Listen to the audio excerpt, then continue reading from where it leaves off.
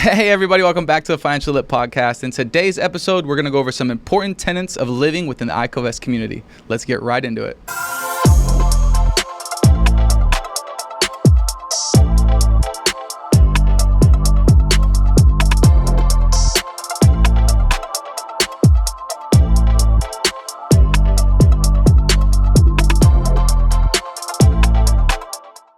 So it's no secret here at the Financial Lit Podcast that we love the iCovest community. We've been talking about them for a long time now, since the inception of this channel actually. And as we start to bring different levels of financial literacy to you guys down at Main Street, I wanted to outline some very important tenets of living within the iCovest community. It's different than any other community you've seen or engaged with in the past. It's not a typical commercially regulated enterprise like most people are used to engaging with. And because of that, the language that we use is different, the jurisdiction that we use is different, the vehicles we use, the structures we use, all of these are different, similar but different. And understanding the language of the jurisdiction really sets you free and sets you apart. And it truly helps you implement the strategies the financial elite have been using for many, many years to achieve their cash flow and financial goals. So let's get right into a couple of these tenets and let's define what they are, why they are, and we'll just kind of take it from there. Number one is we do not buy or sell any products or services in the iCovest community. Actually, buying and selling, those are no-no words. Those are commercially regulated activities, and we don't engage in those activities. Instead, we cooperatively vest. We co-vest in each other's businesses, in each other's services, voluntarily, from the goodness of our own heart. We use covenants, not contracts, in the iCovest community. Number two is we do not offer investments. Investments is another commercially regulated term. Investments have oversight from the SEC and the IRS accordingly, and you're holding yourself out for taxation when you're engaging in investments. You need to be licensed to offer investments or offer securities for that matter. They don't offer securities either, another activity regulated by the SEC. No, we offer co-vestments, cooperative vestments. We cooperatively vest in creative association together to achieve a common goal. We do that in trust using our ecclesiastical trust. It's not a commercial trust. It's not commercially regulated. It's in its own jurisdiction, set apart so that we may operate as a cash flow family together. As long as we operate properly in the proper spirit, using the proper language and the proper structures, and the body that wants to engage in these structures is financially literate enough to understand how to uphold these structures, then we are going to do amazing things as a trust as we acquire cash flow for our co-vestors. Let's move on. Along the same lines of not creating securities, we do not create financial instruments either. And it's another commercially regulated activity. We cooperatively vest in creative association. We're a 508c1a mandatorily tax accepted trust. It's section 26 of the tax code, subsection 508, subsection C1A. Also, section 26 of the tax code, section 6033A3AI also sets us apart, mandatorily tax accepted. This place has been carved out for us to operate in. We're just trying to teach everybody how to operate in it effectively. And to that end, we are a faith-based organization. We're an FBO. We're an ecclesia. We're an ecclesiastical state. We operate in the same jurisdiction as, say, the Vatican Bank or the Mormon Church's bank. Those are also ecclesiastical states. They're wholly set apart from the jurisdiction that they operate in, so long as they operate accordingly with the proper language, doing the proper activities, not holding themselves out for taxation or buying or selling or, creating revenue or profit or investments or returns or any of these commercially regulated taxable events. The churches, for lack of a better word, the ecclesias, they don't participate in that level of the world. Their level of law is actually one step above that commercially regulated law. It's derived from ecclesiastical law. Ecclesiastical law is the number one law of the land, where all governments around the planet derive their law from. When you understand that and you can see how these other successful ecclesias have operated for centuries, maybe you can take a page out of their book, start applying it in your own life for your own family, create your own cash flow family with our ecclesia that we're offering to the world so that you can actually free yourself along these lines. Good luck opening an account at the Vatican Bank. It's for the same purpose. Good luck opening an account, with the Mormon banking institution for the same purpose as what we're trying to accomplish. No, we're going to give all of the tools of the financial elite back to Main Street for anybody that actually wants to participate.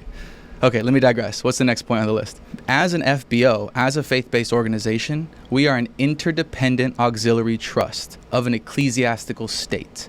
Let me say that one more time. We are an integrated auxiliary trust of an ecclesiastical state. This is what sets us apart jurisdictionally. We are an unincorporated association, FBO, that supports active Christian ministries.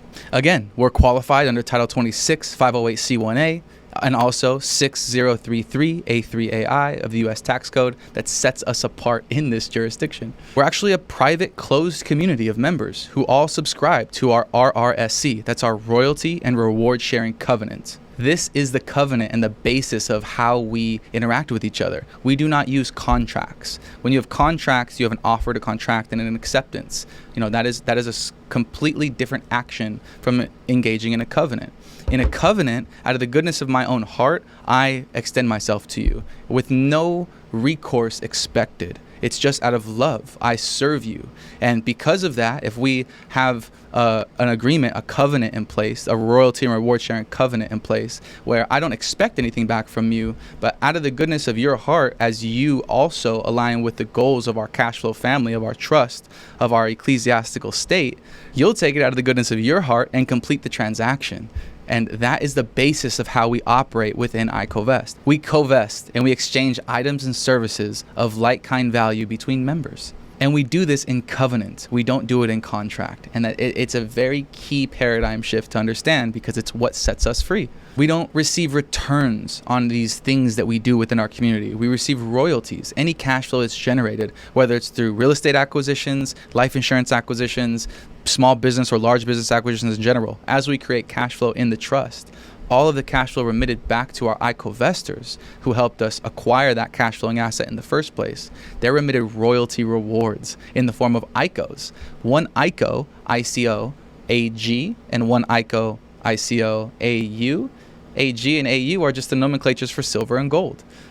One ICO AG is silver. 1 ounce of silver. One ICO AU is gold, 1 ounce of gold. So depending on how you wanted that digital remittance back to your secure wallet, we can do that for you. And we hold the silver and gold domiciled in our decentralized trust ledger, which is, all around the world. We have our decentralized vaults where we hold the physical precious metal that you're holding, but you're able to have a fungible access to it by downloading the secure wallet and storing your wealth digitally in your silver and gold positions. We also have our secure dollar. It's 1-to-1 with the dollar. That's also held in the secure wallet. That 1-to-1 with the dollar is your liquidity, ability, and fungibility so that you can send that back and forth between community members within iCovest. Let's say you're a small business owner and you own an auto shop and you have somebody come in for engine work. They need a new engine, they need a new transmission, and they're willing to do it through you. And this is going to be, $12,000, $15,000 job for you. Okay, that's great. So you're going to do the work and you accept debit, you accept credit, you might even accept crypto. But if you had the ability to accept secure dollars, these are 1-to-1 with a dollar, a digital dollar. If you have a secure wallet where you can store these dollars, and let's say your client, the person who came to you for this engine transmission work, they also have a secure wallet. They also have secure dollars. If you accept secure dollars as a form of payment, he can simply transfer from his wallet to yours the amount, let's call it $15,000. That's 15,000 secure dollars, 1-to-1 with a dollar. He sends them over to you. You do the work.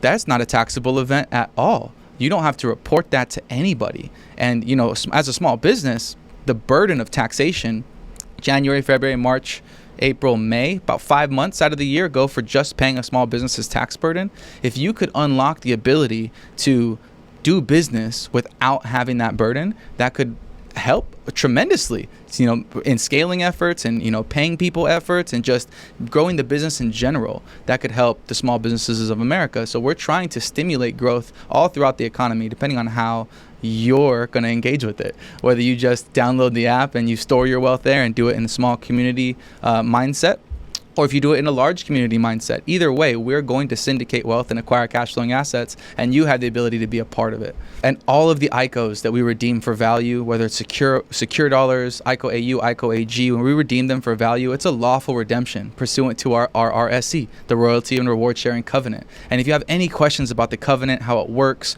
why this language exists, why the law exists, where it exists, if you want us to show it to you, we actually made a whole school dedicated to that purpose. That's called iCovest Academy. There's a 7-day free trial. After that, it's only $21 a month to stay enrolled at the school. That gets you access to both courses on the website. Currently, we have our course number 1, which is our iCovest certification. This is going to get you certified in all the language that iCovest uses, the jurisdiction, why it exists, where it exists, how it exists. Shows you how to download the secure wallet, how to download the secure link, and how to interface with all the systems we've built for your benefit here as we all reach our cash flow goals together. Course number 2 is our new ambassador orientation. In new ambassador orientation, you're going to learn how to move ahead within iCovest, how the community works, what an ambassador is, what a strategic philanthropist is, what a community leader is, what an FFR is, what is the financial force recon unit, what are these things, how do they operate within our community, how do you get to the next level within our community, and overall, generally, how to succeed